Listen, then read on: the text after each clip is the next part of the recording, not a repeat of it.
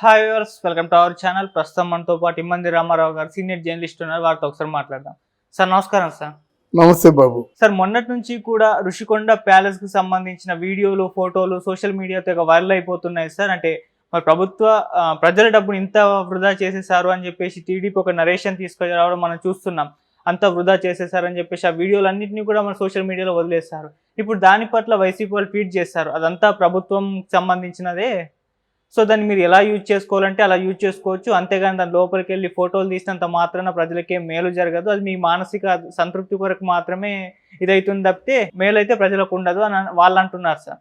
అసలు ఋషికొండ ప్యాలెస్ కు అంత ఖర్చు ఎందుకు పెట్టారు, దానిపైన మీ ఒపీనియన్ సార్? ఇక్కడ గుడివాడ అమర్నాథ్ ఆయన ఎప్పుడు ప్రజలకి ఏ సంజాయిషి ఇచ్చుకోలేదు. ఇచ్చుకున్న సంజాయిషీలు నవ్వులు పాలైపోయాయి. అతను కూడా నవ్వులు పాలైపోయాడు.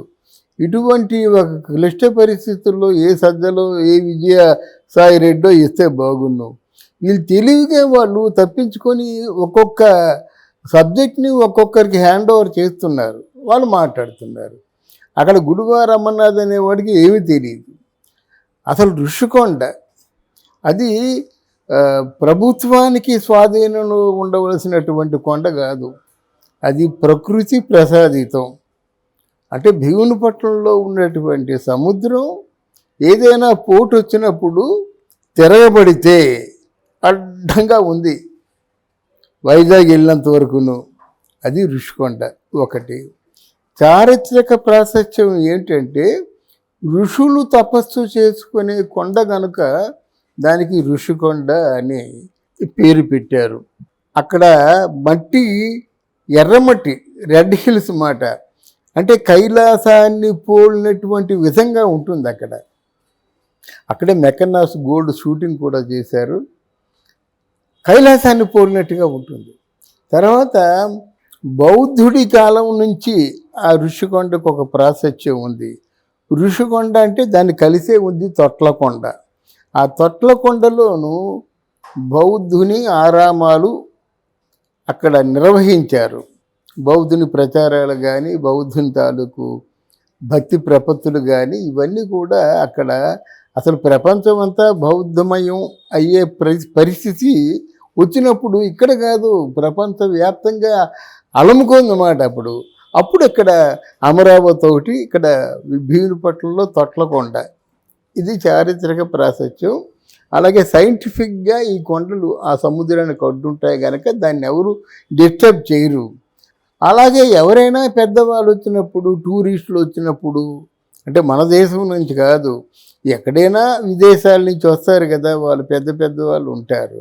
అప్పుడు ఏదైనా ఒక చిన్న టూరిస్ట్ బంగ్లాలాగా ఆ రోజుల్లో కట్టింది ఏంటంటే ఏదో చిన్న మూలనే, కొండ గుండెల్ని చీల్చేయలేదు, కొండకేమో బోడుగుండు గీయించలేదు, ఒక సైడ్ మాట. ఎవరైనా వచ్చి రాత్రులు నిద్రపోవడానికి ఆ రోజుల్లో లక్షల్లోనే ఖర్చు పెట్టి చేశారు. అది మరుగున పడిపోయింది. మెయింటెనెన్స్ ఎవరు మెయింటైన్ చేయటం లేదు కదా. ఆ రోజుల్లో టూరిజానికి ఎంతటి డిమాండ్ లేదు. ఇప్పుడు ప్రజెంట్ జనరేషన్లోనూ టూరిజం నుంచి చాలా అమౌంట్ వస్తుంది, బాగా ఎకానమీ జనరేట్ చేసే పరిస్థితి ఏర్పడింది కనుక ఇప్పుడు అందరి కళ్ళు కూడా టూరిజం మీద పడ్డాయి.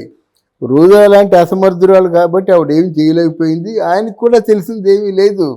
అదే భీమునిపట్నం టు వైజాగ్ టూరిజం స్పాట్గా డెవలప్ చేస్తే నీకు రోజుకి కొన్ని లక్షలు వస్తాయి, నెలకు కొన్ని కోట్లు వస్తాయి, సంవత్సరానికి కొన్ని కోట్లు వస్తాయి. చాలా పెద్ద ఆదాయం అన్నమాట.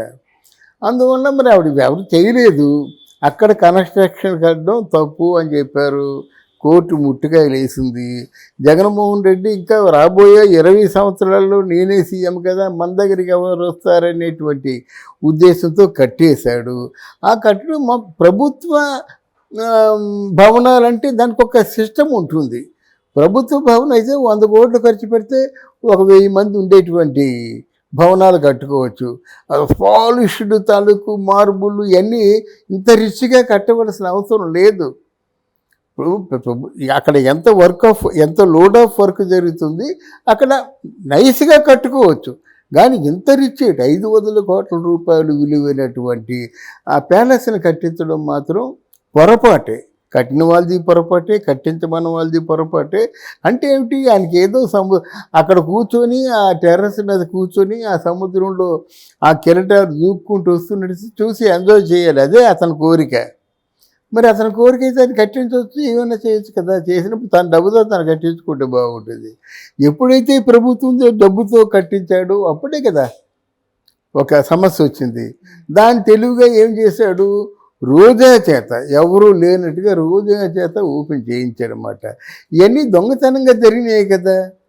మరి దీని గురించి మాట్లాడిపోతే ఎలాగవుతుంది? ఏమిటయ్యా, ఎవరు పెర్మిషన్ ఇచ్చారు, ఎవరి దగ్గర గ్రాంట్ 500 కోట్ల రూపాయలు గ్రాంట్ శాంక్షన్ చేయాలా? అంటే మీ తాలూకు మంత్రివర్గ తీర్మానంలో ఈ గ్రాంట్ని శాంక్షన్ చేయించుకున్నారా? పోనీ ఇంతకంటే ఎక్కువ అమౌంట్ అక్కడ కేంద్రం నుంచి ఎవరైనా డబ్బు పంపించారా? పంపిస్తే ఎంత డబ్బు పంపించారు? ఈ వివరాలన్నీ ఉండాలి కదా. తర్వాత ఏమో అంత పెద్ద బంగ్లా కట్టేసి ఎవరికి తెలియకుండా దొంగచాటుగా ఎందుకు గృహప్రవేశం చేయించావు? ఎన్ని 1,00,000 క్వశ్చన్లు వస్తాయి, ఆ క్వశ్చన్ల సమాధానం చెప్పాలి. మీరు వాడుకోవచ్చని ఈయనెవరు?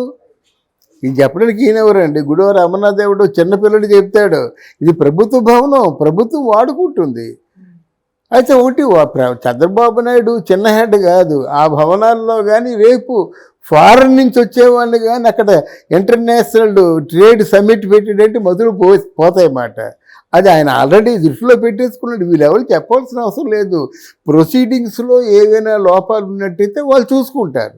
వాళ్ళు దేనికి వాడుకుంటారు కదా. వీళ్ళెవరు చెప్పడానికి చేయడం తప్పైనప్పుడు దాన్ని సర్దిద్దుకో. తప్పులో నుంచే ఆయన పాఠాలు నేర్చుకుంటాడు చంద్రబాబు నాయుడు. ఎక్కడ తప్పు జరిగిందో ఆ తప్పునే ఒప్పుగా చేసేటువంటి సమర్థుడు చంద్రబాబు నాయుడు.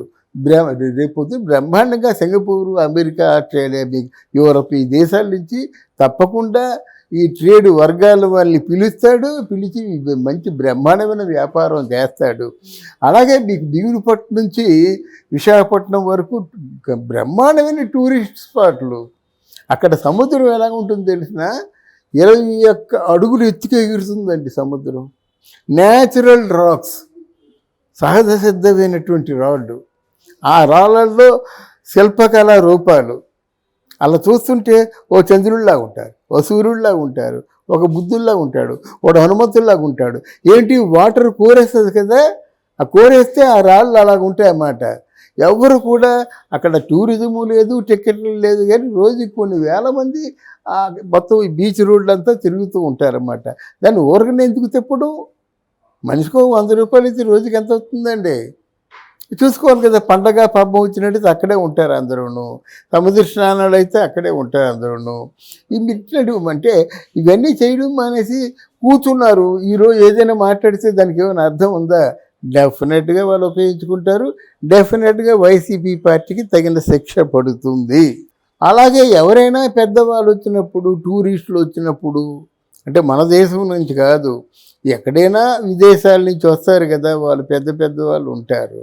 అప్పుడు ఏదైనా వచ్చి చిన్న టూరిస్ట్ బంగ్లాలాగా ఆ రోజుల్లో కట్టింది ఏంటంటే, ఏదో చిన్న మూలనే కొండ గుండెల్ని చీల్చేయలేదు, కొండకేమో బోడుగుండు గీయించలేదు, ఒక సైడ్ మాట. ఎవరైనా వచ్చి రాత్రులు నిద్రపోవడానికి ఆ రోజుల్లో లక్షల్లోనే ఖర్చు పెట్టి చేశారు.